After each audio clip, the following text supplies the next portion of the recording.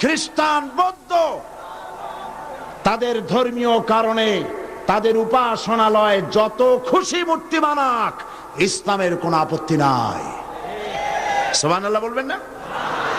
কিন্তু আমার বাংলাদেশের 12 কোটি তৌহিদি জনতার রেভিনিউ নিয়ে, বাংলাদেশের জনগণের কষ্টার্জিত পয়সা নিয়ে ভাস্কর্যের নামে রাস্তার মোড়ে মোড়ে মূর্তি করার অধিকার কাউকে দেওয়া হয় নাই।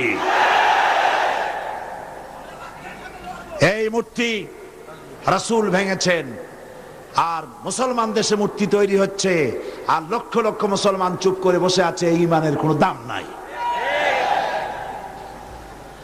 আল্লাহ রাব্বুল আলামিন বলেছেন নবীর দায়িত্ব হলো ভালো কাজের আদেশ দেবে, অন্যায় কাজের নিষেধ করবে। এটা হলো নবীর দায়িত্ব। এই দায়িত্বটি আল্লাহ রাব্বুল আলামিন রাষ্ট্রকে দিয়েছেন, এটা নবীর দায়িত্ব। এই দায়িত্ব আল্লাহ রাব্বুল আলামিন ব্যক্তিকে দিয়ে দিয়েছেন। হযরতে লোকমান তার ছেলেকে ডেকে বলেছিলেন, গত বছর কোরআন শরীফের আয়াত তেলাওয়াত করে সূরা লোকমান তাফসীর করে শুনিয়েছিলাম, মনে আছে কিনা?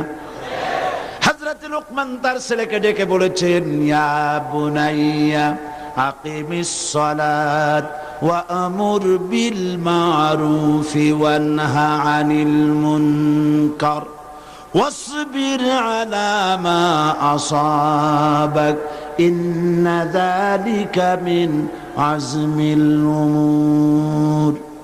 হে প্রিয় বৎস, নামাজ প্রতিষ্ঠা করো, ভালো কাজের আদেশ দাও, অন্যায় কাজের নিষেধ করো। এই ভালো কাজের আদেশ দিতে গেলেই বিপদ হবে। ভালো কাজের আদেশ দিতে গেলে কি হবে? অন্যায় কাজের প্রতিরোধ করতে গেলে কি হবে? বিপদ হবে। বিপদ যখন আসবে, ওয়াসবির আলা মা আসাবাক, যখনই বিপদ আসবে তখন ধৈর্য ধারণ করবা। সেই ধৈর্যের অর্থ এই নয় বাধা দিতে গেছেন, থাপ্পড় একটা লাগাই দিছে, আর আপনি কবেন যে ব্যথা হয়েছেন নাকি, আরেকখান থাপ্পড় দিয়ে 32 খান ফালাই দেন। এর নাম সবর না। সবর এর অর্থ হচ্ছে আপনাকে বুদ্ধিমত্তার সাথে, প্রজ্ঞার সাথে, ধৈর্যের সাথে পরিস্থিতির মোকাবেলা করতে হবে, সাহসিকতার সাথে। এর নাম সবর। তাহলে ভালো কাজের আদেশ, অন্যায় কাজের প্রতিরোধ, এই কাজটি হচ্ছে নবীদের। এই কাজটি কার? এই কাজটি ব্যক্তির, প্রতিটি ব্যক্তির। আজকের মাহফিলে যত পুরুষ আর নারী এসেছেন, সমস্ত মানুষের, মুসলমানদের দায়িত্ব। এ দায়িত্ব রাষ্ট্রের। এই দায়িত্বগুলি কে বন্টন করেছেন? ও, এতক্ষণ তাও বুঝেন নাই। আল্লাহ। অন্তত একজনে বুঝছে মনে হয়। এ দায়িত্ব কে বন্টন করেছেন? আল্লাহ। এ দায়িত্ব তিনি বন্টন করেছেন। এটা ব্যক্তির, এটা নবীর, এটা উম্মতের, এটা দলের। ওয়ালতাকুম মিনকুম উম্মাতুন ইয়াদউনা ইলাল খায়র ওয়া ইয়ামুরুনা বিল মারুফ ওয়া ইয়ানহাউনা আনিল মুনকার। এ দায়িত্ব দলের, এ দায়িত্ব রাষ্ট্রের। আল্লাযীনা ইম্মাক্কান্নাহুম ফিল আরদ আকামুস সালাত ওয়া আতাউজ যাকাত ওয়া আমারু বিল মারুফ ওয়া নাহাউ আনিল মুনকার। মুসলমানেরা যদি ক্ষমতায় যায়, দিনদার ইমানদার লোকেরা যদি ক্ষমতায় যায়, 4খানা কাম করবে। জোরে বলেন, কয়খান? প্রথম নম্বরে নামাজ কায়েম করবে, 2 নম্বরে যাকাত আদায় করবে, 3 নম্বরে ভালো ভালো কাজের আদেশ করবে, আর 4র্থ নম্বরে কি করবে? সমস্ত খারাপ কাজগুলি 2 হাত দিয়ে তারা বাধা দেবে। বাধা দেবে কি দিয়ে? হ্যাঁ, এইবার দেখা যাচ্ছে কয়েকজনে বলছে, বেশি লোকে ভয় পাইছে। বাধা দেবে কি দিয়ে? হ্যাঁ, এই 2 হাত দিয়ে বাধা দিতে হবে। এই কথাটা কে বলেছেন? না না, আল্লাহ বলেন না। আন্দাজে মারলে হইব নাকি? বুঝে শুনে জবাব দিতে হবে। 2 হাত দিয়ে বাধা দিতে হবে। কথাটি কার? রাসূল করিম সাল্লাল্লাহু আলাইহি ওয়াসাল্লামের। মান রা মিনকুম মুনকারান ফালিয়ুগাইয়িরহু বিয়াদিহি। 2 হাত দিয়ে বাধা দাও। 2 হাত দিয়ে অন্যায়ের প্রতিরোধ করো। আমরা করি? করি না। এই সরকারের আমলে সিনেমার যত ন্যাংটা ছবি রাস্তায় রাস্তায় টানানো। আমি জিজ্ঞেস করতে চাই, এত নোংরা ছবি বাংলার ইতিহাসে কোনদিন টানানো হয়েছে কিনা? একজন সরকার, একটা সরকার প্রধান নারী, একজন নারী সরকার প্রধান, আর তার সময় নারীরা সবচাইতে বেশি লাঞ্ছিত আর ধর্ষিতা হলো। ভালো কাজের আদেশ দাও, অন্যায় কাজ থেকে ফিরাও। রমজান মোবারক আসতেছে, চট্টলার সিংহ পুরুষেরা হাত মজবুত করো, সিনেমার পোস্টার ছেড়ে আন্দোলন শুরু করে দাও।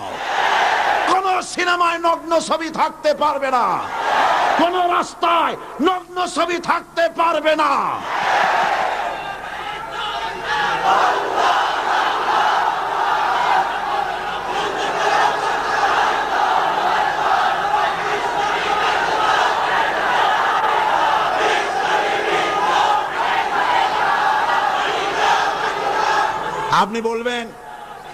আপনি বলবেন জনগণকে ভালো হওয়ার জন্য, চরিত্রবান হবার জন্য ছেলেরা চরিত্রবান থাকবে কেমনে?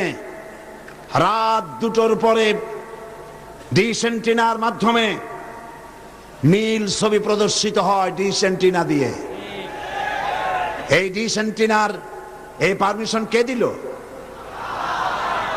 কি জবাব দিবা কিয়ামতের দিন? এত ধর্ষণ বাড়তেছে খামোখা, কুলঙ্গ ছবি রাস্তায় টানানো, আর রাতের বেলায় নীল ছবি প্রদর্শিত হচ্ছে ডিশ এন্টিনার মাধ্যমে। যুবক যুবতীরা দেখতেছে, চুরি হচ্ছে, ডাকাতি হচ্ছে, খুন হচ্ছে।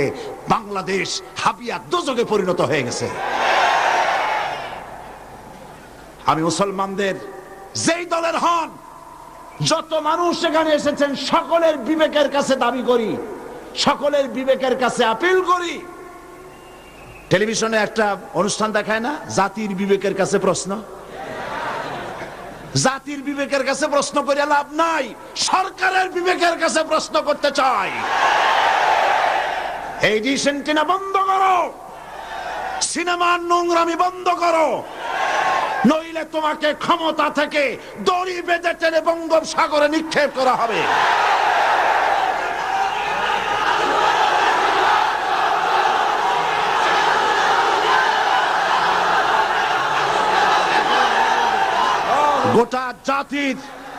গোটা জাতির চরিত্র নষ্ট করা হচ্ছে। আপনারা যদি ঘুমায় থাকেন, জাতিকে বলছি, যেই দল করেন, আপনি যদি ঘুমায় থাকেন, আপনার ঘরের ভিতরে আপনার সন্তান ধর্ষক হবে, আপনার মেয়ে নষ্ট হবে, ভ্রষ্ট হবে। গোটা জাতি ইউরোপ আমেরিকার চাইতে নোংরামি, নষ্টামি, ভ্রষ্টতার ভিতরে ডুবে যাবে গোটা দেশ। এখনো সময় এসেছে, রুখে দাঁড়াও, রুখে দাঁড়াও। ঈমান বাঁচাবার লক্ষ্যে, দেশ বাঁচাবার লক্ষ্যে। ও আমার জাতি, ফিরে এসো, ঈমানের বলে বলিয়ান হও। ইন্না কায়দাশ শায়তানি কানা দাঈফা, শয়তানের চক্রান্ত আসলেই দুর্বল। বাড়িওয়ালার শক্তি বেশি না চোরের শক্তি বেশি? আপনারা বাড়িওয়ালা। অন্যায় কাজের প্রতিরোধ, ভালো কাজের আদেশ, এই কাজটা রাসূলুল্লাহ করেছিলেন। আপনারা দেখেন, আমাদের দেশে মসজিদেও লোক ভরা, সিনেমা হলে কি মানুষের খুব দুঃখ নাকি? বরং সামনে লেখা থাকে হাউসফুল, লোক ভর্তি। মাহফিলেও লোক ভর্তি, গান বাজনাও লোক ভর্তি। আমি এই দৃষ্টান্তটা এইভাবে দেই যে একটা খাল উত্তর দক্ষিণে প্রবাহিত, ওই খালে অনেক মাছ আছে। মাছ ধরার জন্য এলাকাবাসীরা খালের মধ্যে নেমে গেল। তারপরে উত্তর দিকের পানি বালতি ভরিয়া দক্ষিণ দিকে ফালাইতে লাগলো বহু মানুষ। এইভাবে পানি ফালাইতে ফালাইতে সন্ধ্যা হয়ে গেছে। মাছ ধরার জন্য পিছনে তাকাইছে, তাকায় দেখে সামনেও যত পানি, পিছনেও তত পানি। মেহনত বরবাদ, গুনাহ লাজিম। এখন এই অবস্থা হলো কেন বলেন তো বুদ্ধি করিয়া? সুবহানাল্লাহ, সকলেই সচেতন, বুঝে ফেলাইছেন। বাঁধ না দিয়া সমানে পানি ফেলাইছে। আজকে যদি একটা আদর্শিক বাঁধ আমাদের থাকতো, তাহলে মসজিদ ভরা আর সিনেমা ভরা এটা হইতো না। আদর্শিক বাদ হলো ইসলামী রাষ্ট্র। ইসলামী রাষ্ট্র যদি হতো তাহলে সিনেমার ছেলেরা, সিনেমা যারা দেখে ওরা ভালো হয়ে হয়ে মসজিদে ঢুকতো, আর মসজিদের মানুষ কোন রকম সিনেমায় যেত না। যত খারাপ ভালো হতো, যত খারাপ তত ভালো হতো। হতে হতে উত্তর দিকে তাকায় দেখা যেত খারাপ একটাও নাই, সব ভালো হয়ে গেছে। রাসূলুল্লাহ এটাই করেছিল, আল্লাহর নবীরা এটাই করেছিলেন, এবং এই পদ্ধতি দিয়ে ওয়া'মুরুহুম বিল মারুফ ওয়া ইয়ানহাহুম আনিল মুনকার, ভালো কাজের আদেশ করতেন, অন্যায় কাজ থেকে দুই হাতে ফিরে হাত দিয়ে বাধা দিতেন। ফিরতে হবেই। আজকে এই কাজটি করার পর রাসূল করিম সাল্লাল্লাহু আলাইহি সাল্লাম তার যুগে 10 বছর এটার উপরে শাসন করলেন। আল্লাহ পাক বলেছেন এই কাজটা করলেই তোমরা মুক্তি পাবে, কল্যাণ পাবে। এই কি কাজ? ভালো কাজের আদেশ, অন্যায় কাজের নিষেধ। এই কাজটা করলেই তোমরা কি পাবে? কল্যাণ পাবে। তোমাদের রাষ্ট্র কল্যাণ রাষ্ট্রে পরিণত হয়ে যাবে। এ ওয়াদা কার? এবার দেখেন 10টি বছর নবীজি রাষ্ট্র পরিচালনা করার পর ইন্তেকাল করলেন। হযরত আবু বকর রাদিয়াল্লাহু তাআলা আনহু তিনি আজ রাষ্ট্রপ্রধান হয়েছেন। হযরত আবু বকর রাষ্ট্রপ্রধান হয়ে হযরত ওমর রাদিয়াল্লাহু তাআলা আনহুকে তিনি বিচারক বানালেন। হযরত আবু বকর হচ্ছেন রাষ্ট্রপ্রধান, হযরত ওমর হলেন কি? বিচারক। 1 বছর পূর্ণ হয়ে গেছে। ঐতিহাসিকরা লিখছেন, লক্ষ্য করুন, আমারু বিল মারুফ নাহি আনিল মুনকারের সুফল লক্ষ্য করুন। হযরত ওমর 1 বছর বিচারালয় দায়িত্ব পালন করলেন জাস্টিস হিসেবে। ফামাকাসামান ফালাম ইয়াখতাসিম ইলাইহি ইসনান। ঐতিহাসিকরা লিখছেন 1টা বছর পূর্ণ হয়ে গেল, হযরত ওমরের আদালতে 2 জন লোক এমন আসলো না যে একজন আরেকজনের বিরুদ্ধে কোনো মামলা দায়ের করেছে। সুবহানাল্লাহ কইতে ইচ্ছে করে না? এমন একটা লোক এসে একটা মামলা দায়ের করে নাই। পৃথিবীতে কি কোনো দৃষ্টান্ত আছে যে 1 বছরের মধ্যে কোনো মামলা দায়ের হয় না? হযরতে ওমর আবু বকর রাদিয়াল্লাহু তাআলা আনহুর কাছে এসে বলছেন, মা হাজাতা বি ইনদা কওমিল মুমিনিনা ইয়া খলিফাতা রাসূলিল্লাহ সাল্লাল্লাহু আলাইহি ওয়াসাল্লাম। হে রাসূলের খলিফা, এই কওমের জন্য বিচারপতির দরকারটা কি? তিনি জিজ্ঞেস করছেন, লিমাযা, কেন তুমি আমাকে এই প্রশ্ন করছো? তিনি শোনালেন যে আমার কাছে 1টা বছর হয়ে গেল, একজন লোক এসে মামলা দায়ের করে নাই। হযরত আবু বকর বলছেন, এর কারণ হিসেবে তুমি কি মনে করো? কি কারণে তোমার কাছে কোনো বিচার আসলো না, একটা মামলাও দায়ের হলো না 1 বছরে? কারণটা কি? এবার শোনেন, কারণ বলছেন। কে বলতেছেন কারণটা? ওমরে ফারুক রাদিয়াল্লাহু তাআলা আনহু কারণ বলছেন। কারণ কি? তিনি বলছেন, ও আমিরুল মুমিনিন, তুমি আমাকে এমন কওমের বিচারক বানিয়েছো যে কওমের দিন হচ্ছে দীনুহুমুন নাসিহা, যেই কওমের দিন হচ্ছে কল্যাণ কামনা করা। প্রত্যেক ব্যক্তি আরেকজনের কল্যাণ কামনা করে, কেউ শত্রুতা কামনা করে না। আজকে তা কি আমরা করি? আমি এক দল করি, আর এক দল সহ্য করি না। একজনে মিটিং করে, ওই জায়গায় আরেকজন মিটিং করে। একজন রাজনীতি করে, তার রাজনীতি সহ্য হয় না বলে 5 ট্রাক ময়লা ফালাই দিয়ে আসে। সে যুগে তারা কল্যাণ কামনা করে, আর আজকের যুগে কি করে? কল্লা কামনা করে। অমুকের কল্লা খুলে নেব আমরা। এখন কল্লা কামনা করা হয়, আর তখন কল্যাণ কামনা করা হতো। দীনুহুমুন নাসিহা ওয়া মানহাজুহুমুল কুরআন। এই জাতির মানহাজ, তাদের উদ্দেশ্য, তাদের লক্ষ্য, তাদের কনস্টিটিউশন, তাদের সংবিধান হচ্ছে কি? আল কোরআন। ওয়া আমালুহুম আল আমরু বিল মারুফ ওয়া নাহি আনিল মুনকার। আর এই কওমের কাজ হচ্ছে আমল, তাদের কাজ হচ্ছে ভালো কাজের আদেশ করে বেড়ানো, আর যার সামনে অন্যায় হয় দুই হাতে বাধা দিয়ে অন্যায় ফিরায় দেয়। সুবহানাল্লাহ।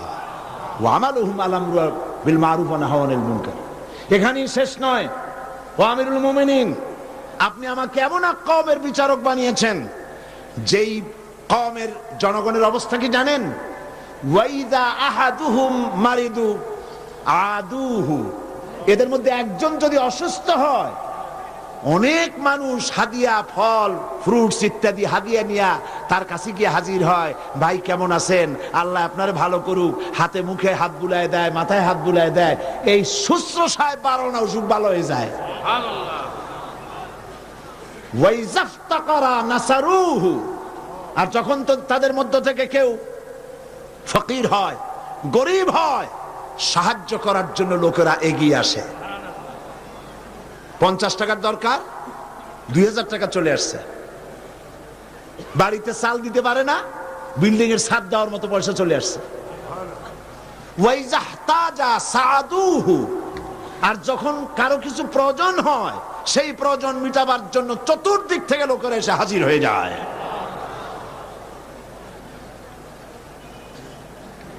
কুল্লু ওয়াহিদিন মিনহুম ইয়ারিফু হাদ্দাহু ফায়াকিফু ইনদাহ, এর প্রত্যেক ব্যক্তি তার নির্ধারিত সীমা চেনে।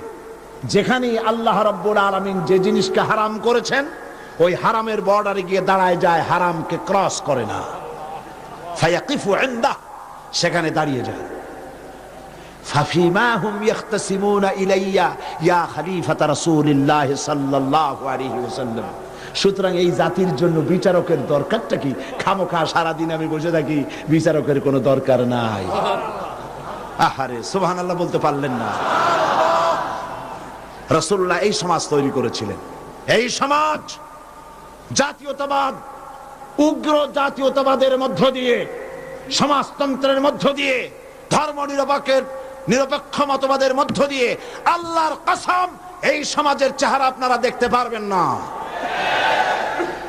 এই সমাজ যেটা রাসূলুল্লাহ করেছিলেন, সেই সমাজ যদি চান, এই সমাজ ভাঙতে হবে, নতুন সমাজ গড়তে হবে। দেন স্লোগান, এই সমাজ ভাঙতে হবে, নতুন সমাজ গড়তে হবে। এ সমাজকে ভেঙে দিয়ে, এই সমাজ ভেঙে দিয়ে নতুন যে সমাজ হবে, সেই সমাজ উগ্র জাতীয়তাবাদের সমাজ নয়, সমাজতন্ত্রের সমাজ নয়, ধর্ম নিরপেক্ষতাবাদের সমাজ অবশ্যই নয়। সেই সমাজ হবে আল্লাহ রাব্বুল আলামিনের দেওয়া, রাসূলের দেওয়া ইসলামী সমাজ। এই ধরনের একটি সমাজ কি আপনারা চান? এই ধরনের সমাজ কি চান?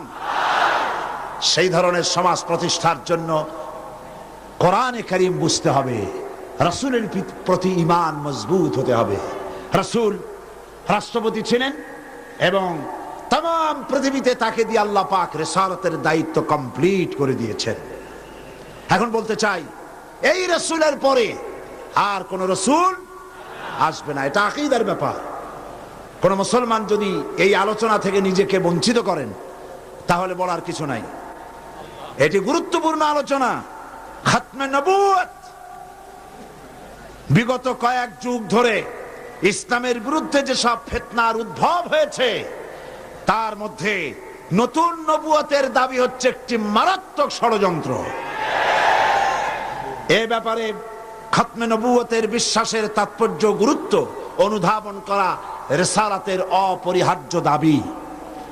একজন নবীর পর আর একজন নবী আসতে পারে কেবলমাত্র 3টি কারণে। বোঝেন ভালো করে, একজন নবীর পরে আরেকজন নবীর আসার কারণ হতে পারে মাত্র 3টি। কয়টি? 1, প্রথম নবীর শিক্ষা বিলুপ্ত হয়ে গেছে এবং তা পুনর্বার পেশ করা প্রয়োজন, এই জন্য একজন নবী আসা দরকার। রাসূলুল্লাহর শিক্ষা কি বিলুপ্ত হয়েছে? রাসূলুল্লাহর শিক্ষা বিলুপ্ত হয়নি, চির অম্লান হয়ে আছে। নতুন নবীর প্রয়োজন নাই। 2, প্রথম নবীর শিক্ষা পূর্ণাঙ্গ নয় এবং তার শিক্ষা সংশোধনের বা পরিবর্তনের প্রয়োজন, এজন্য নতুন একজন নবীর প্রয়োজন।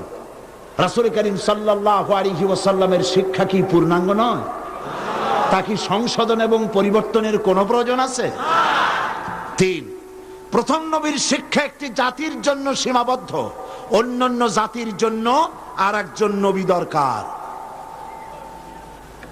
রাসূল করিম সাল্লাল্লাহু আলাইহি সাল্লাম কি শুধু একটি জাতির নবী? রাসূল করিম সাল্লাল্লাহু আলাইহি সাল্লাম হচ্ছেন বিশ্ব নবী। সুতরাং তার নবুয়তের পরে নতুন কোন নবীর আমদানির কোনো প্রয়োজন নাই। রাসূল করিম সাল্লাল্লাহু আলাইহি সাল্লামের নবুয়ত শেষ, এরপরে আর কোন নবী? কোরআনে কারীমের চূড়ান্ত দলিল শুনুন, মা কানা মুহাম্মাদুন আবা আহাদিম মির রিজালিকুম ওয়ালাকির রাসূলুল্লাহি ওয়া খাতামান নাবিয়্যিন। মুহাম্মদ সাল্লাল্লাহু আলাইহি ওয়াসাল্লাম তোমাদের কোন পুরুষদের পিতা নন, বরং তিনি আল্লাহর রাসূল এবং নবীগণের পরিসমাপ্তকারী, আর আল্লাহ সর্ববিষয়ে মহাজ্ঞানী। এই খাতামান নাবিয়্যিন, খাতাম শব্দের উল্লেখ করে নবুয়তের দুয়ার চিরকালের জন্য আল্লাহ পাক বন্ধ করে দিয়েছেন। সেই প্রথম শতাব্দী থেকে আজ পর্যন্ত, হিজরি প্রথম শতাব্দী থেকে নিয়ে পর্যন্ত পৃথিবীর সমস্ত উলামায়ে কেরামে একমত, পৃথিবীতে আর কোন নবী আসবেন না, আসার কোনো দরকার নেই। অথচ এই খাতামের অর্থ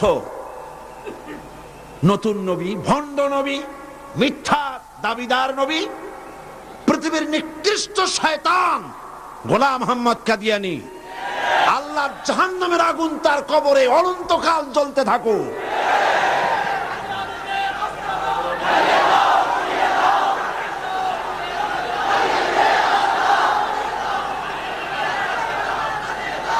পবিত্র কোরআন মাজিদে খাতাম শব্দের অর্থকে সে বিকৃত করেছে। সে বলেছে খাতামুন নবিয়্যিন এর অর্থ হচ্ছে আফজালুন নবিয়্যিন, ওর বাপের মাথা। সে বলেছে আরো নবী আসতে পারে। আমি তার লেখা থেকে কোট করছি, গোলাম মোহাম্মদ কাদিয়ানী বলছে, ये बात बिल्कुल रोज़े रोशन की तरह साबित है कि आ हजरत सल्लल्लाहु अलैहि वसल्लम के बाद नबूवत का दरवाजा खुला है। दिवालोकेर मतो এটা সত্য যে মুহাম্মদ সাল্লাল্লাহু আলাইহি সাল্লামের পরে নবুয়তের দরজা খোলা আছে। সে আরো বলছে, उन्होंने यानी मुसलमानों ने ये समझ लिया है कि खुदा के खजाने खत्म हो गए। उनका ये समझना खुदा ताला की कदर की ही ना समझने की वजह से है, वरना एक नबी क्या, मैं तो कहता हूं कि हजारों नबी होंगे। শয়তান কোথাকার।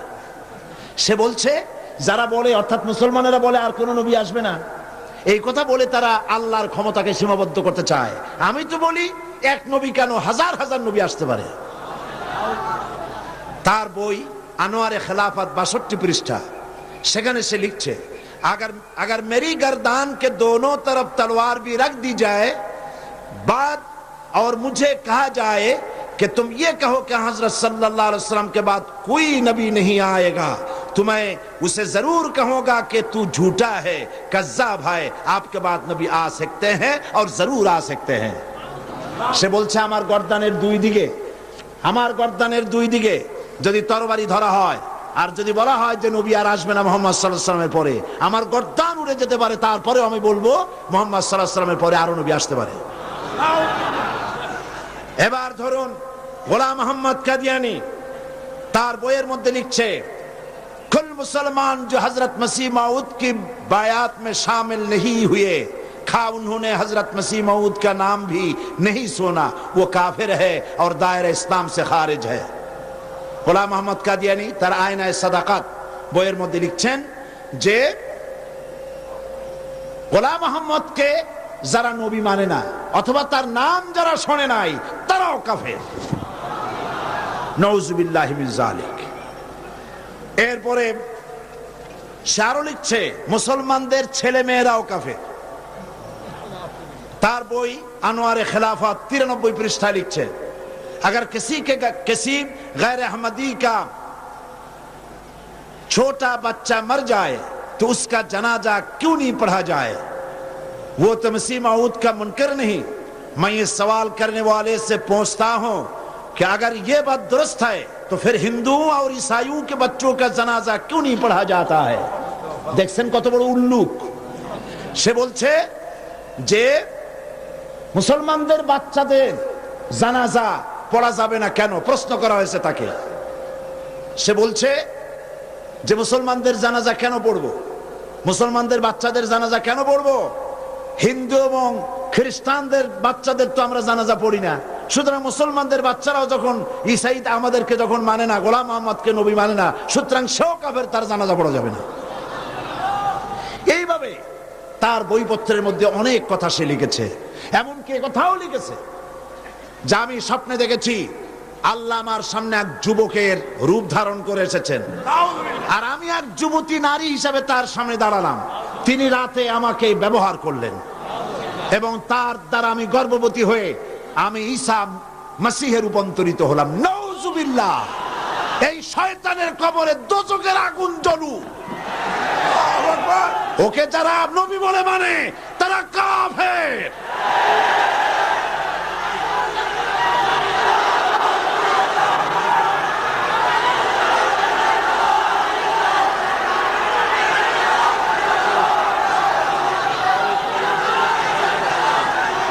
রাসূল করিম সাল্লাল্লাহু আলাইহি ওয়াসাল্লাম খাতমে নবুয়ত সম্পর্কে বলেছেন, ইন্না মাসালি ওয়া মাসালাল আমবিয়া মিন ক্বাবলি কামাসালি রাজুলিন বানা বাইতান ফাহসানাহু ওয়া আজমালাহু ইল্লা মাওদা'a লাবিনাতিন মিন যাওয়াবিয়াতিন ফাজআলান নাসু ইয়াতুফুনা বিহি ওয়া ইউজিবুনা লাহু ওয়া ইয়াকুলুনা হাল্লা উদিআত হাযিহিল লাবিনা ফাআনা আল লাবিনা ওয়া আনা খাতামুন নবিয়্যিন। বুখারী কিতাবুল মানাকিব। আল্লাহর নবী বলেন, একটি বিল্ডিং, সেই বিল্ডিং এর ভিতরে যদি একখানা ইটের অভাব থাকে তাহলে প্রত্যেকের চোখে ধরা পড়বে একখানা ইট নাই। যখন ইটখানা পূর্ণ করা হবে, বিল্ডিংটি পূর্ণ হয়ে গেল।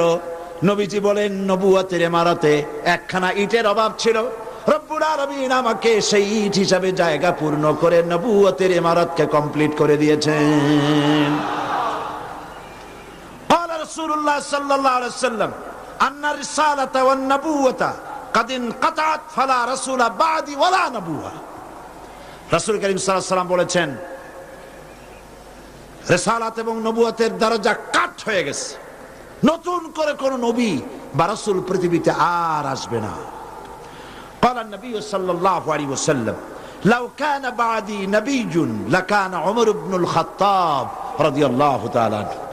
আমার পরে যদি কেউ নবী হতো অবশ্যই ওমরকে আল্লাহ পাক নবী বানায় দিতেন।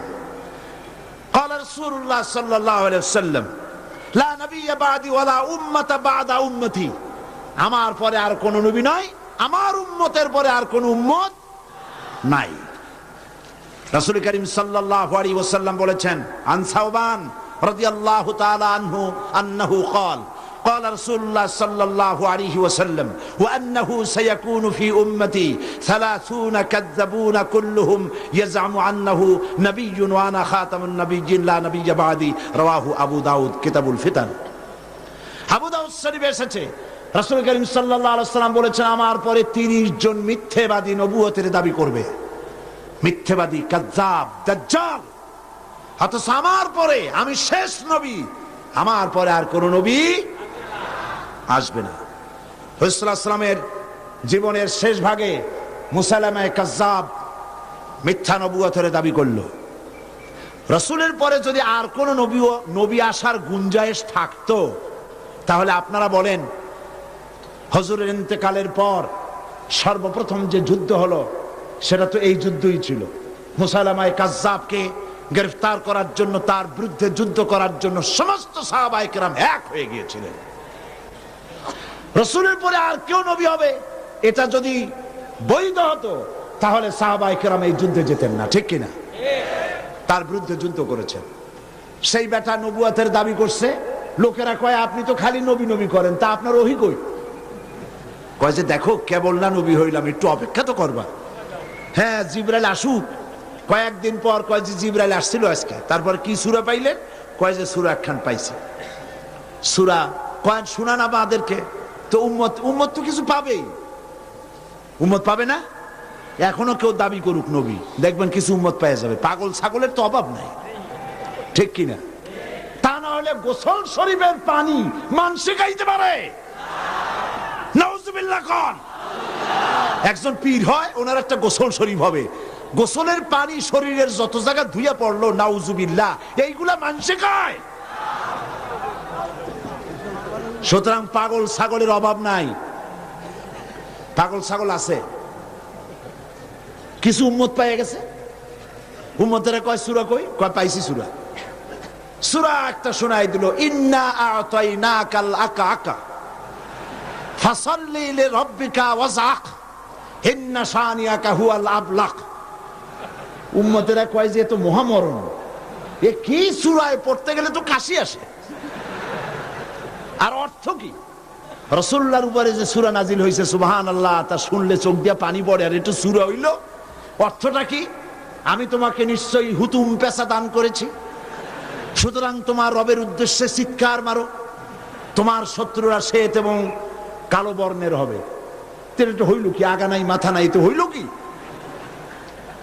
তারপরে যুদ্ধ হলো, শয়তান মরল। 30 জন মিথ্যাবাদী নবুয়তের দাবি করবে। তার মধ্যে সর্বশেষ এই নবুয়তের দাবি করতে এসলো গোলাম আহমদ কাদিয়ানী। অথচ রাসূলের পর যার কোন নবী আসবে না, কোরআন সাক্ষী, সমস্ত হাদিস গুলি সাক্ষী। কোরআন শরীফের যত তাফসীর আছে, কাশাফ, বাইজাবি, তাবারি, কুরতুবি, রুহুল বায়ান, রুহুল মানি, খাজিন, দুররে মনসুর ফি জিলালিল কোরআন, জালালাইন, যত তাফসীর, আরবি তাফসীর পৃথিবীতে আছে, সমস্ত তাফসীর খাতামুন নবীনের তাফসীর করেছে। এরপরে আর কোন নবী আসবে না। একটি কথা মাঝখানে শোনায়নি, এই পৃথিবীতে খ্রিস্টান এবং ইহুদিরা যখনই মুসলমানদেরকে আক্রমণ করতে চেয়েছে কোনো ব্যাপারে, তখন মুসলমানদেরকে ব্যবহার করেছে, ঠিক না? মুসলমানদেরকে ব্যবহার করেছে। রাসূলুল্লাহকে গালি দেওয়ার জন্য বাংলাদেশে কবি নামের কলঙ্ক দাউদ হায়দার নামক এক শয়তানকে তারা ব্যবহার করেছিল। আবার কোরআন শরীফকে সংশোধন করতে হবে বলে নারী নামের কলঙ্ক, ওই শয়তানের নাম নেব না, তারে ব্যবহার করছিল। হযরত আয়েশা রাদিয়াল্লাহু তাআলা আনহাকে গালি দেওয়ার জন্য সালমান রুশদির মতো একটা শয়তানকে তারা ব্যবহার করেছিল। অনুরূপভাবে খাতমে নবুয়তের উপরে হামলা করার জন্য খ্রিস্টান আর ইহুদিরা আগায় আসে নাই, গোলাম মুহাম্মদ নামক এক শয়তানকে ব্যবহার করেছে। সে বলল আমি নবী। তারপরে এইসব হাবিজাবি বইপত্র লিখলো, উর্দুতে, ইংরেজিতে, নানান ভাষায় লিখলো। সে ছিল ইংরেজের দালাল। এরপরে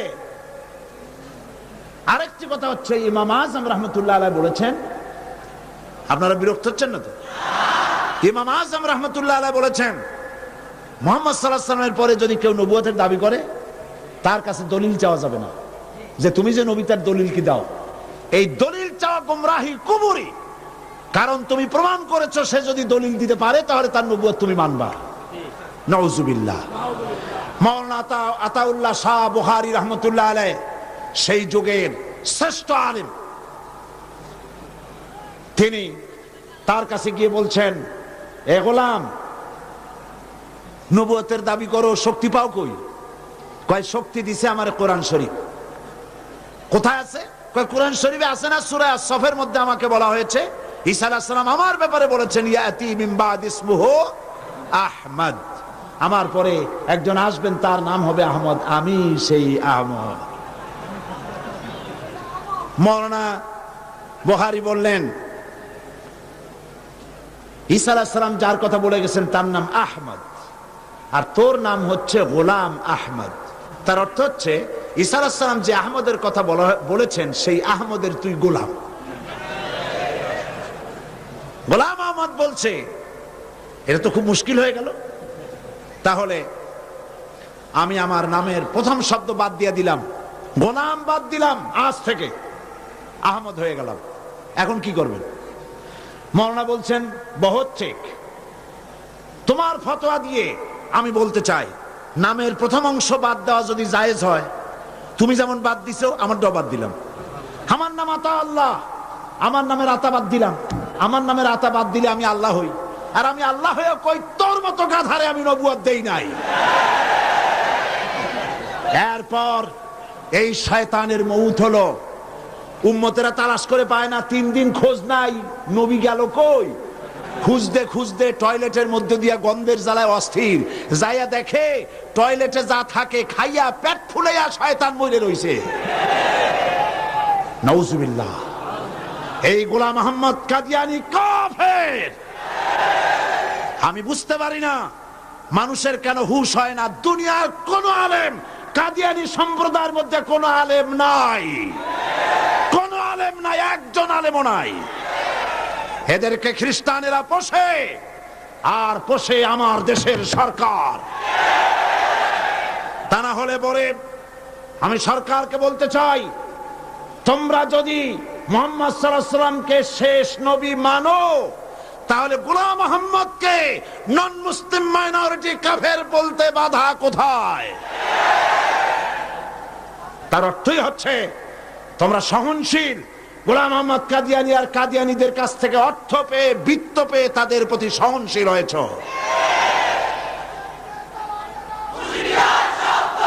এই পৃথিবীর 18টি মুসলিম দেশ কাদিয়ানীদেরকে নন মুসলিম মাইনরিটি হিসেবে ঘোষণা করেছে। বাংলাদেশকেও করতে হবে।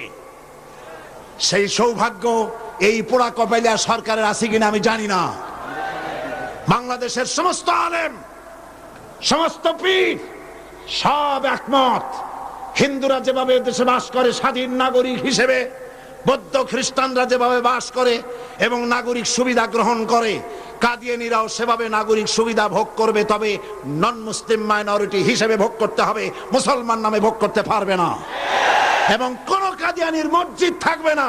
কাদিয়ানীদের মসজিদ মসজিদ নয়, উপাসনালয়। তাদের মসজিদের ইমাম হয় না, পুরোহিত হয়। তাদের উপাসনালয়ের ভিতরে পাওয়া গেল বোমা, ডিনামাইট। তাদের পুরোহিতদেরকে গ্রেফতার না করে, তাদের নেতাদেরকে গ্রেফতার না করে, আল্লাহর বান্দা এদেশের আলেমদেরকে গ্রেফতার করে পুলিশ রিমান্ডে নিয়ে নির্যাতন চালানো হচ্ছে।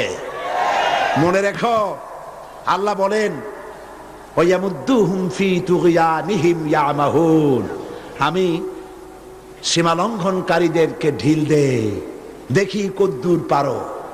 তারপরে যখন প্রান্ত সীমায় চলে যায়, ইন্না বাতশা রাব্বিকা লাশাদীদ, তোমার প্রভু যখন ধরেন, তোমার প্রভুর পাকড়াও সিরিয়াস হয়ে যায়। হাতের কাছে 100 টেলিফোন থাকলেও টেলিফোনের গায়ে হাত যাওয়ার আগে ব্লাস্ট ফায়ার হয়ে কলিজা উড়ে চলে যাবে। আল্লাহকে ভয় করো। কারে ভয় করো? চিল্লাও, কারে ভয় করো? আল্লাহ পাককে ভয় করো। কাদিয়ানীরা কাফের, তাদের কুফরি থেকে, তাদের অনিষ্টতা থেকে দেশকে বাঁচাও। আমি আজ আপনাদের সামনে কথা স্পষ্টভাবে বলতে চাই, মুহাম্মদ সাল্লাল্লাহু আলাইহি ওয়াসাল্লামের খাতমে নবুয়তের উপরে ঈমান আনা আমাদের জন্য ফরজ।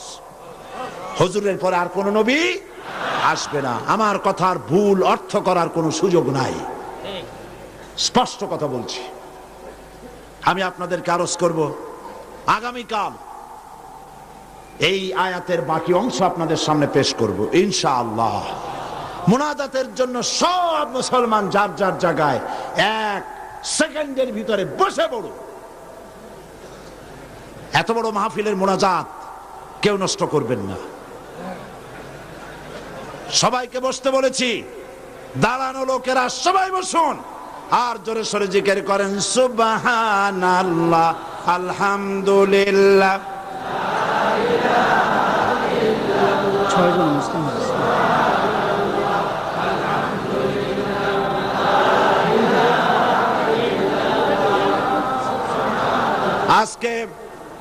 আজকে 6 জন মুসলিম ইসলাম কবুল করার জন্য এসেছেন।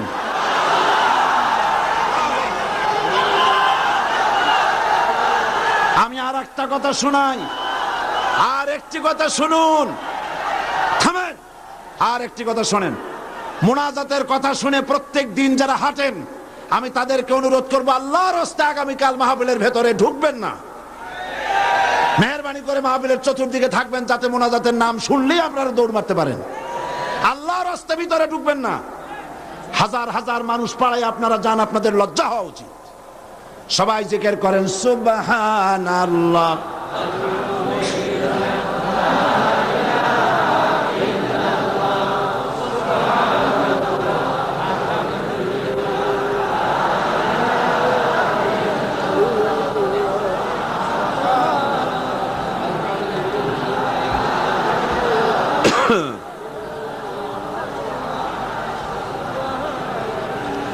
আজকে যারা ইসলাম কবুল করবেন তারা হচ্ছেন সুনীল কান্তি দাস, পিতা Arjit Kanti Das, B block road, Chandgaon, Panchlaish. বর্তমান নাম পছন্দ করেছে মোহাম্মদ ইব্রাহিম। শ্রী মানিক চন্দ্র দাস, শ্রী মানিক চন্দ্র দাস, পিতা শ্রী কমল কান্তি দাস, পাঁচলাইশ। বর্তমান নাম মোহাম্মদ সাইফুল ইসলাম আজাদ। প্রবাস কৈবর্ত, পিতা Makhan Kaibarta, Amin jute mills, main gate, Panchlaish. বর্তমান নাম মোহাম্মদ রাসেল। বিশ্বজিৎ সূত্রধর, পিতা মাখনলাল সূত্রধর, বর্তমান নাম বাড়ি সন্দীপ। বর্তমান নাম পছন্দ করেছে মোহাম্মদ মনিরুল ইসলাম। শ্রী দুলাল বাবু শীল, পিতা শ্রী জিতেন বাবু শীল, সিগন্যাল কোম্পানি, পাঁচলাইশ। বর্তমান নাম মোহাম্মদ আবু বকর সিদ্দিক। শ্রী সুবল চন্দ্র সাহা, পিতা আশুতোষ সাহা, খাগড়াছড়ি, ডাকঘর কুইসাপ, কি গুইমরা। বর্তমান নাম পছন্দ করেছে মোহাম্মদ ওসমান গনি। আসুন, হাত দাও, হাত দাও, সবাই সবাই হাত দাও, একটা একটা করে হাত দাও। হ্যাঁ হ্যাঁ, কাছে আসো একটু। লা ইলাহা ইল্লাল্লাহু মুহাম্মাদুর রাসূলুল্লাহ। আল্লাহ ছাড়া কোন ইলাহা নাই, মাবুদ নাই, উপাস্য নাই। মুহাম্মদ সাল্লাল্লাহু আলাইহি ওয়াসাল্লাম আল্লাহর রাসূল। আশহাদু আন লা ইলাহা ইল্লাল্লাহু ওয়াহদাহু লা শারীকা লাহু ওয়া আশহাদু আন্না মুহাম্মাদান আবদুহু ওয়া রাসূলুহু। আমি সাক্ষ্য দিচ্ছি, আল্লাহ ছাড়া কোনো ইলাহা নাই, মাবুদ নাই, উপাস্য নাই। তিনি এক, তিনি একক, তার কোনো অংশীদার নাই। আমি আরো সাক্ষ্য দিচ্ছি, মুহাম্মদ সাল্লাল্লাহু আলাইহি ওয়াসাল্লাম আল্লাহর বান্দা এবং তার প্রেরিত রাসূল। এদিকে ফিরে সকলকে বলো আসসালামু আলাইকুম। আল্লাহর এই বান্দাগুলি, দাঁড়ায় থাকো, আল্লাহর এই বান্দাগুলি 6 জন বান্দা মুশরিক ছিলেন। এখন আমাদের তৌহিদ পন্থী কি? তারা আমাদের কি? তারা আমাদের ভাই। এখন তারা মাসুম, তারা বেগুনাহ। এই লক্ষ লক্ষ মুসলমানদের পক্ষ থেকে আমি তাদেরকে আলিঙ্গন করে ইসলামে স্বাগত জানাচ্ছি।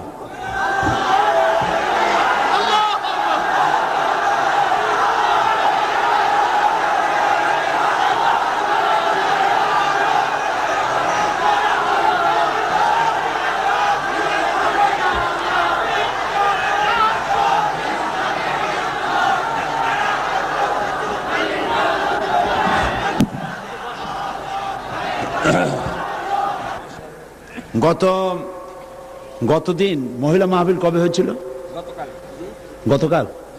গতকাল মহিলা মাহফিলে এক বোন প্রশ্ন করেছিলেন যে বিন বাজ, আব্দুল্লাহ বিন বাজ যিনি ইন্তেকাল করেছে, সৌদি আরবের গ্রান্ড মুফতি এবং বর্তমান বিশ্বের শ্রেষ্ঠ আলেম, নওয়ারাল্লাহু মারকাদাহু ওয়া জাআলাল জান্নাতা মাসওয়াহু, আল্লাহ তাকে জান্নাতুল ফিরদাউসের মেহমান বানিয়ে নেন। অনেক বড় আলেম, উঁচু পায়ার আলেম। তো সে বোন প্রশ্ন করেছেন যে তার এক কিতাব পড়েছেন তিনি, সেখানে লেখা আছে যে নামাজের নিয়ত করতে হবে না, নিয়ত যেভাবে পড়া হয় এইভাবে মুখে নিয়ত পড়া লাগবে না। এটা ঠিক কিনা আমার কাছে প্রশ্ন করেছে। তা আমি প্রশ্নের জবাবে বলেছি যে বিন বাজ সারা পৃথিবীতে স্বীকৃত শ্রেষ্ঠ আলেম, সমস্ত ওলামা মহলের কাছে তাকে ওস্তাজুল ওলামা বলা হয়, ওস্তাজুল আসাতিজা বলা হয়। সুতরাং তিনি ভুল লেখেননি। আরবিতে যেভাবে আমাদের দেশে নিয়ত পড়া হয়, নাওয়াইতু আন উসাল্লি লিল্লাহি তাআলা রাকাতায় সালাতিল, এই যে নিয়তটা আরবিতে আমরা পড়ি, এইভাবে হুজুর সাল্লাল্লাহু আলাইহি ওয়াসাল্লাম পড়েন নাই, সাহাবায়ে কেরাম এরকম পড়েন নাই। সুতরাং মনে মনে নিয়ত করা, নামাজের জন্য নিয়ত করা, সেটা যে ভাষাই হোক এটা চলতে পারে, মুখে ওইভাবে উচ্চারণ করা প্রয়োজন নাই। এই কথাটা বলায় একজন আমাকে লিখেছেন যে এটা নাকি আজকে টক অফ দ্য টাউন, সারা একেবারে শহরে এটাই হয়েছে যে নামাজের নাকি নিয়ত করা লাগবে না, কোনো জিনিসের নাকি নিয়তই দরকার নেই। মানুষ শোনে একটা, বোঝে আর একটা, বলে আর একটা। নিয়ত তো করতে হবে, কিন্তু মুখে ওইভাবে নিয়ত মুখে উচ্চারণ করা এভাবে হাদিস শরীফে কোথাও নাই, রাসূল সাল্লাল্লাহু আলাইহি ওয়াসাল্লাম করেন নাই, সাহাবায়ে কেরাম করেন নাই। সুতরাং এগুলো নিয়ে উল্টাপাল্টা মন্তব্য পেশ করার কোনো জরুরত নেই। হ্যাঁ, নিয়ত তো করবে, নিয়ত তো করতে হবে, সেটা তো বললাম না। নিয়ত পড়তে হবে, কিন্তু মুখে ওইভাবে উচ্চারণ করার জরুরত নেই। একজন বলেছে আপনি টাকা দিয়ে প্রতি বছর মুসলমান বানান, দেখছেন অবস্থা? এইসব প্রশ্ন আমার কাছে দেন কি কেমন? এদের জিজ্ঞেস করেন এই 6 জনের কাছে যে আমি কয় টাকা দিছি, আমি জিন্দিগিতে এদের দেখছি কিনা, এরা আমারে দেখছে কিনা। আল্লাহ হেদায়েত করুন। জি, তো আমি নিয়তের ব্যাপারটা পরিষ্কার করে দিতে চাই। প্রত্যেক কাজের নিয়ত করতে হবে। ইন্নামাল আমালু বিন্নিয়াত, নিয়তটাই হচ্ছে প্রধান। তবে মুখে উচ্চারণ করার যে রীতি চালু হয়েছে, এভাবে হাদিস শরীফে নাই। নিয়তটা করতে হবে, তবে এভাবে নয় যেভাবে আমরা করা বাধ্যতামূলক মনে করি। কথাটা পরিষ্কার হয়েছে কিনা? আলহামদুলিল্লাহ। এখন আরেকটি কথা আপনাদের সামনে বলতে চাই যে তাফসীরুল কোরআন মাহফিল, এই বিশাল জনসমুদ্র প্রতি বছর এখানে হয়। এই বছর রাজনৈতিক কারণে নানান অসুবিধা হয়েছে, যার কারণে মাওলানা শামসুদ্দিন সাহেব এবং তার সাথীরা আপনাদের খেদমতে, আপনাদের দুয়ারে দুয়ারে যেতে পারেন নাই, যেমন অন্য বছর যেয়ে থাকেন। হরতাল হয়েছে, বিক্ষোভ হয়েছে, মিছিল হয়েছে, নানান রকমের ক্রাইসিস হয়েছে, যার জন্য যেতে পারেনি। ফলে 21 লক্ষ টাকা যেখানে বাজেট, এই বাজেট তারা পুরো করতে পারেননি। অথচ এখানে যত লোক বসে আছেন সকলে প্রাণ খুলে, প্রাণ উজাড় করে সাহায্য করলে উনি নিশ্চয়ই ঋণগ্রস্ত থাকবেন না। আপনারা করবেন না তা? তাফসীরুল কোরআন মাহফিলকে ঋণ মুক্ত করতে প্রস্তুত আছেন কিনা? আল্লাহ পাক, আমি জানি আপনারা এটা করবেন, আর আল্লাহ পাক সমাজ কল্যাণকে মাকরুজ রাখবেন না, ইনশাআল্লাহ। আমরা বলি ইনশাআল্লাহ। আরেকটি কথা, সেটি হচ্ছে বাংলাদেশে এত বড় বই মেলা, ইসলামের পক্ষে এত বড় বই মেলা বাংলাদেশের কোথাও হয় না। আলহামদুলিল্লাহ বলবেন না? আলহামদুলিল্লাহ বলবেন না? এবং এই বই মেলা নিছক সলিড ইসলামের পক্ষে। এখানে কোন নাস্তিক, মুরতাদ, ইসলাম বিরোধী কোন লেখকের কোন লেখা একটা পাতাও এখানে আসে না। এটা সলিড ইসলামের বই মেলা। আলহামদুলিল্লাহ। আর বই কেনা একটা অভ্যাসে পরিণত করুন। বিবাহ শাদীতে থালাবাটি, ঘটি গ্লাস উপহার না দিয়া বই উপহার দিন। একটা বই একজনকে দেওয়ার অর্থ হলো ইসলামের একটা কর্মী তার সাথে দিয়ে দেওয়া, তার জীবনের পরিবর্তন এসে যাবে। বিবাহে তাফসীর হাদিয়া দেওয়ার অভ্যাস করুন। ইসলামের বইপত্র, ইসলামী সাহিত্য সুন্দর করে র্যাপিং কাগজে পেঁচাইয়া ফুল টুল দিয়া কায়দা করে এইটা দেওয়ার ব্যবস্থা করেন। থালাবাটি, ঘটি গ্লাস, স্যুপ, কাপ ইত্যাদিও মানুষ কিনতেই পারবে, ওগুলো নিয়ে অসুবিধা হবে না। বই দিবেন। উপহার কি দিবেন? স্ত্রীকে দিবেন, মেয়েকে দিবেন, বোনকে দিবেন, সকলকে দিবেন। আমি চাই যত লোক এসেছেন প্রত্যেক প্রত্যেকের হাতে একটা করে বই দেখতে চাই। রাজি আছেন? তা 5 টাকা দামের বই হোক অথবা 200 টাকা দামের বই হোক, প্রত্যেকের হাতে বই নিতে হবে। বই হবে ইসলামী আন্দোলনের পথিকৃৎ। জোরে বলেন আমিন। তাফসীরুল কোরআন ফি জিলালিল কোরআন, সৈয়দ কুতুব শহীদ রহমতুল্লাহ আলাইহির 22 খণ্ডে এটা বাংলা পূর্ণ হয়ে গেছে। বলেন আলহামদুলিল্লাহ। এই তাফসীর এখানে এসেছে 5000 টাকার হাদিয়া, 22 খণ্ড। কিন্তু তাফসীরুল কোরআন মাহফিল উপলক্ষে মাত্র 3000 টাকা। আপনারা গ্রহণ করুন, মানুষকে হাদিয়া দেন, নিজেরা কোরআন শরীফ জেনে পড়ে তার দ্বারা জীবনকে ধন্য করুন। এবং রিসালাতের উপরে যে আলোচনা আমি করতেছি এই 2 দিন ধরে, এর উপরে আমার অত্যন্ত স্নেহের জনাব অধ্যাপক মফিজুর রহমান সাহেবের লেখা কোরআনের আয়নায় বিম্বিত রাসূলুল্লাহ সাল্লাল্লাহু আলাইহি ওয়াসাল্লাম, ইসলামী ছাত্র শিবিরের এটা পাঠ্যপুস্তক হিসেবে তারা গ্রহণ করেছে। এই বইটি অত্যন্ত গুরুত্বপূর্ণ, কোরআন হাদিস দিয়ে ভরা। আপনারা মেহেরবানি করে সে বই গ্রহণ করার জন্য চেষ্টা করবেন। আল্লাহ তৌফিক দিন। না বলে বুঝবেন, না বললে বুঝবেন না যে কি বই নেবেন। সেই জন্য বলছি, কোরআনের বই, হাদিসের বই, অসংখ্য বই আছে। হাত ভর্তি করে, পকেট ভর্তি করে আপনারা বই নিয়ে যান। আল্লাহ পাক আপনাদেরকে তৌফিক দান করুন। এবং আমি কেন জামাত ইসলামী করি, দাড়ি আর টুপি সম্পর্কে যে সমস্ত প্রতিবাদ আমাদের বন্ধুরা আমাদের বিরুদ্ধে বলেন, দাড়ি এবং টুপি সম্পর্কে আমাদের আকীদা কি, মাওলানা মওদুদী রহমতুল্লাহ আলাইহি তিনি কি কাজ করেছিলেন, এর উপরে বিস্তারিত লেখা ইসলামের রাজনৈতিক বিধান আমার বইটির ভিতরে আছে। সংগ্রহ করুন। দ্বিধা, দ্বন্দ্ব, সন্দেহ নিজেরও দূর হবে, অন্যদেরও দূর করতে পারবেন। আল্লাহ তৌফিক দান করুন। আল্লাহুম্মা আমিন। ربنا ظلمنا أنفسنا وإن لم تغفر لنا وترحمنا لنكونن من الخاسرين। হে আল্লাহ তাআলা, লক্ষ লক্ষ মুসলমান নরনারী তোমার দরবারে হাত তুলেছি, মেহেরবানি করে আমাদেরকে গোমরাহি থেকে বাঁচাইয়া দাও, আমাদেরকে শিরক এবং বেদাত থেকে মুক্ত করে দাও। হে আল্লাহ, তুমি দয়া করে আমাদেরকে সিরাতুল মুস্তাকিমে চলার তৌফিক দিয়া দাও। ইয়্যাকা না'বুদু ওয়া ইয়্যাকা নাস্তাঈন। পড়েন সবাই, ইয়্যাকা না'বুদু ওয়া ইয়্যাকা নাস্তাঈন, ইহদিনাস সিরাতাল মুস্তাকিম, সিরাতাল্লাযীনা আন'আমতা আলাইহিম গায়রিল মাগদুবি আলাইহিম ওয়ালাদ-দাল্লিন। اللهم لا مانع لما أعطيت ولا معطي لما منعت ولا ينفع ذا الجد منك الجد. ستر العرش مسبول علينا وعين الله ناظرة إلينا بحول الله لا يقدر علينا. اللهم إنا نجعلك في نحورهم ونعوذ بك من شرورهم. الله تعالى এই শতাব্দীর শেষ তাফসীরুল কোরআন মাহফিলের আজ ৪র্থ দিন। আগামীকাল এই মাহফিল শেষ হয়ে যাবে, পরের দিন এই মাঠ খা খা করতে থাকবে। হায় আল্লাহ রাব্বুল আলামিন, প্রতি বছর এই চট্টগ্রামের মানুষেরা ঈদের মতো করে উৎসব করে, প্রত্যেকের বাড়িতে বাড়িতে মেহমান জমা হয়ে যায়। হায় আল্লাহ তাআলা, মানুষেরা দূর দূরান্ত থেকে ছুটে আসে। আল্লাহ, তুমি দয়া করে এই তাফসীরুল কোরআন মাহফিলকে এই দেশের ইসলামী আন্দোলনের মাইলস্টোন বানায়া দাও রব্বুল আলামিন। এই ইসলামী আন্দোলনের জন্য তামাম পৃথিবীর বুকে কোরআনে কারীমের এই আওয়াজ তুমি পৌঁছায়া দাও।